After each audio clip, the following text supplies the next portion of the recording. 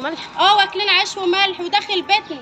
يعني اللي اتخانقوا معاكوا دول كانوا معاكوا عيش وملح؟ وداخل بيتنا واكل عيش وملح معانا. ده اخرة العيش والملح ان هم يمسكوا ابويا يضربوه كده بالمنظر ده. ليه يعني؟ حرام، ده عنده 65 سنة.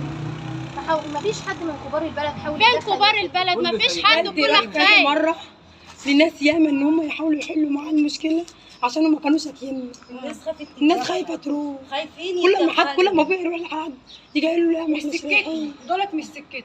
الناس كلها خايفة، الناس كلها خايفة تتكلم. أنا طالبة دلوقتي إن الناس ديت أنتم تجيبوا لنا حقنا ويتعاطفوا معانا، والناس ديت تطلع من البلد.